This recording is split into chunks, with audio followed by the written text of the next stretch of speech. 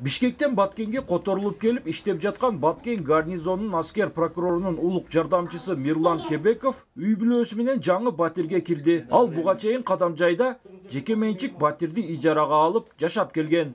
Баткен областына январь 2020 которулуп келгенбиз.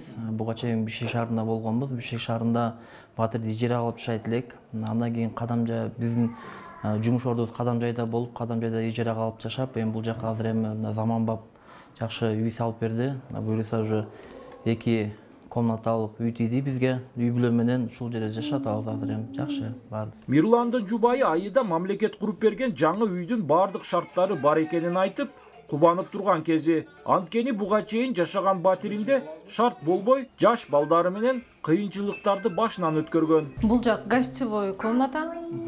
Анан коридор көрүп атканыңыздардай, бул жак детская. Балдарыбыз бул жакта токтойт. Бул жакта санузел, ванна, туалет и кухня бар биздин үйдө. Шарттары өтө жакшы. Суу чыгат, ысык суу, муздак суу бар. Баткен гарнизонунун аскер прокуратурасынын административдик имаратынын жана ыкчам кызматкерлери үчүн кызматтык үйдүн курулушу өткөн жылы башталып, толугу менен мамлекет тарабынан каржыланган. Жаңы имараттын ачылуу аземине катышкан башкы прокурор Курманкул Зулушев кызматкерлерге шарт түзүп берүү менен алардын адилеттүү иштешин талап кылабыз деп билдирди. Кызматкерге иштөөгө шарт, ана жашаганга шарт түзүп берсе, мыйзамдуу чечимдер кабыл алынат, жумушка болгон мындай кызыгуу пайда болот да, ошол максатта мына мамлекет шарт түзүп берип атат.